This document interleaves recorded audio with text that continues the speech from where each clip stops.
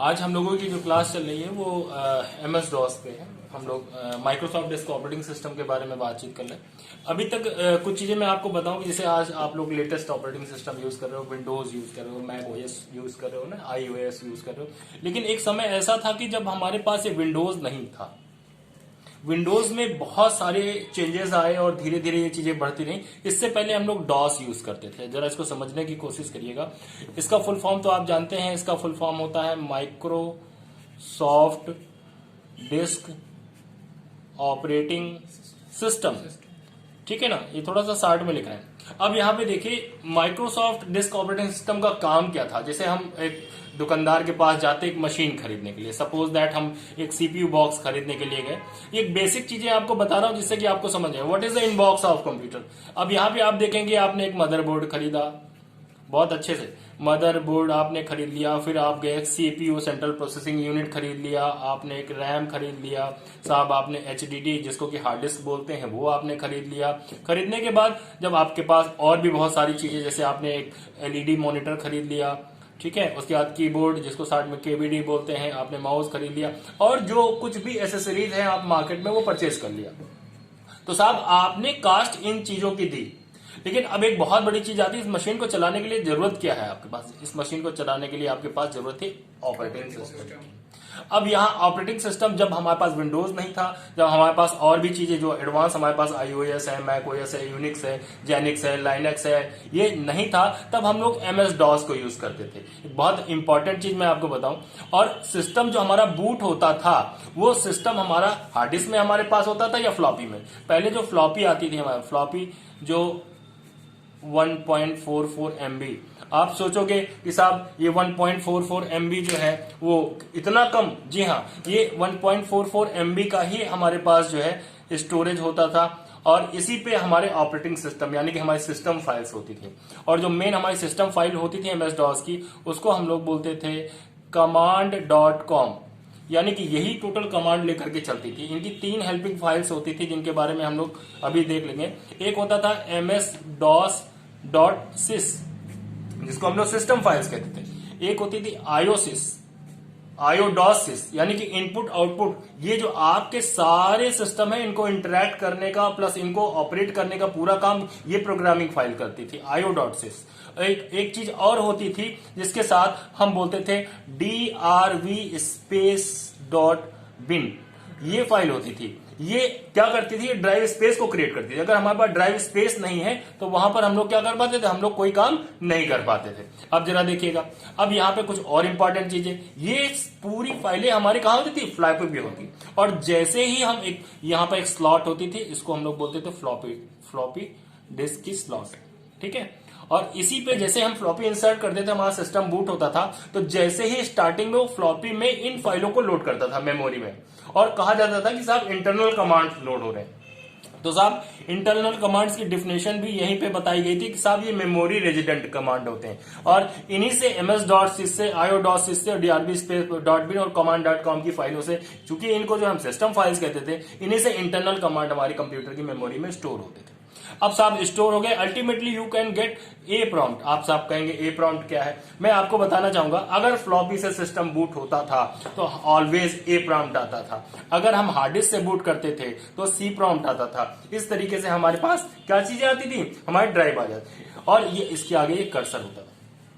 Cursor की definition बहुत सारे लोग कहते हैं भैया कर्सर क्या होता है, तो कर्सर की डिफिनेशन होती है the cursor is a graphical symbol which indicates when you type any letter through keyboard which is appear on that place। Simply Hindi में आप कह सकते हैं कर्सर एक ऐसी चीज है जहां पे कुछ भी हम कीबोर्ड से टाइप करेंगे तो जाकर के यहीं पे स्टोर हो जाएगा। सपोज दैट हमने यहाँ पे लिखा CLS। अब ये क्या है, ये बहुत अजीब सी चीज है, इसके बारे में हम लोग आगे पढ़ेंगे। तो साहब ये हमारे कुछ कमांड्स होते थे जिन कमांड्स को हमको पढ़ना पड़ता है। कमांड्स क्या है, 2 तरीके के कमांड हमारे पास मिल जाते थे यहाँ पे जैसे ही हमारा सिस्टम बूट होता था। एक होते थे इंटरनल कमांड्स और दूसरे होते थे एक्सटर्नल कमांड्स। साहब ये 2 तरीके के हमारे पास कमांड है। इंटरनल कमांड्स वो कमांड होते थे जो मेमोरी के स्पेस को कवर कर लेते थे, यानी कि इनको हम लोग बोलते थे मेमोरी रेजिडेंट। क्या बोलते थे, मेमोरी रेजिडेंट, यानी कि मेमोरी में जाकर के स्टोर हो गए। दूसरे कमांड जो हमारे पास होते थे उनको हम लोग बोलते थे डिस्क रेजिडेंट। साहब डिस्क रेजिडेंट, यानी रेजिडेंट का मतलब रहने वाले। तो साहब ये याददाश्त में यानी कि आपकी रैम मेमोरी में है, और ये कहाँ पे है? हमारे डिस्क में। रोम अलग चीज होगी, ये हमारे डिस्क में, डिस्क रेजिडेंट। और मेन इन्हीं फाइलों का पूरा हमारा सिस्टम होता था। अब जैसे ही हमारा ये प्रॉम्प्ट हमारा लोड हुआ, वैसे ही हमारे पास कुछ कमांड्स लोड हो जाते थे हमारे कंप्यूटर की मेमोरी में। उन कमांड्स के बारे में हम लोग डिस्कशन करने जा रहे हैं। साहब आपने सुना होगा कुछ लोग DIR कमांड पढ़ाते हैं, कुछ लोग CLS कमांड पढ़ाते हैं, कुछ लोग आपको DIR के साथ और भी ऑप्शनल बहुत सारे कमांड पढ़ाते हैं। जैसे DIR के साथ बोलते थे साहब P कर दो, DIR के साथ साहब W कर दो। तो ये सब चीजें क्या होती है, इनके बारे में भी हम लोग आगे की क्लासेस में पढ़ेंगे। अब जरा देखिए, कुछ और कमांड होते थे जैसे CLS यानी कि स्क्रीन को क्लियर कर दिया, यहां मैंने आपको बताया। कुछ कमांड ऐसे होते, मतलब हमारे पास स्क्रीन है और स्क्रीन पे हमने जैसे बताया कि A प्रॉम्प्ट है यहाँ पर।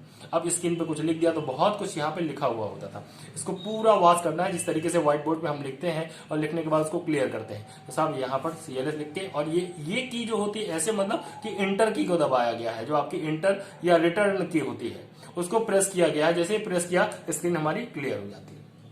अब आप देखिए, इसके साथ साथ और भी बहुत सारे कमांड्स जो, यानी कि कंप्यूटर कहता है कि ठीक है मैं सारी चीजें करूंगा, लेकिन आपको कुछ कमांड्स हमारे करने पड़ेंगे, उन्हीं कमांड्स पर हम काम करेंगे। जैसे अब DIR हो गया, डेट। अब एक काम, जैसे आप डेट, आपने देखा टाइम, आपने देखा वॉल्यूम, आपने देखा वर्जन, ठीक है। इस तरीके से कमांड आपको कुछ और काम करना है, जैसे कॉपी कॉन, फाइल बनाने का कमांड, टाइप कमांड, ठीक है, डेल कमांड, डेल एक कमांड। इसके साथ साथ और भी चीजें, इनको इरेज भी कहते हैं। क्या है अभी मैं आपको बताऊं, यही कमांड, कुछ लोग इस पे ध्यान नहीं देते, यही कमांड आपके यूनिक्स में यूज होते हैं। जब आप हायर प्रोग्रामिंग में जाते हैं तो यूनिक्स भी इन्हीं कमांड से चलती है। कैसे चलती है हम आगे क्लासेस में आपको बताते रहेंगे लगातार। तो साहब ये कमांड हो गए, हर कमांड का अपना एक मतलब होता है। तो ये तो हो गए साहब हमारे फाइल्स के कमांड। कुछ और भी कमांड्स हैं जो हम आगे क्लासेस को और ज्यादा क्लियर करेंगे। और कुछ ऐसे होते हैं जैसे कि डायरेक्टरी के कमांड्स। अब साहब डायरेक्टरी क्या होती है उनके बारे में हमको सीखना है। फाइल्स और डायरेक्टरी में बहुत ज्यादा अंतर है। क्या है, यहां पर थोड़ा सा खोल करके आपको बताते हैं। फाइल को कहा गया है कलेक्शन ऑफ इंफॉर्मेशन। क्या?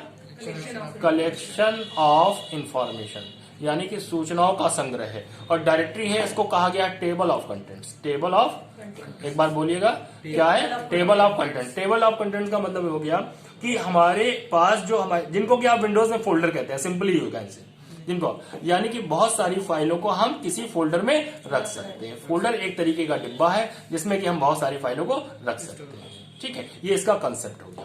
तो साहब कुछ हमारे डायरेक्टरी के भी कमांड होते हैं। जैसे आपने डायरेक्टरी बनाना है तो MD बोले make the directory, CD dot dot, CD मतलब go to the particular directory, CD dot dot back one of the directory, CD /RD remove the directory.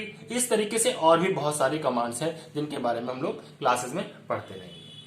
ये अभी एक शॉर्ट वीडियो मैंने आपके लिए लोड किया है, इसको आप देखिएगा। और इन कमांडों की जो एब्रिविएशन होती है उन कमांड को जो है हम लोग आगे पढ़ेंगे।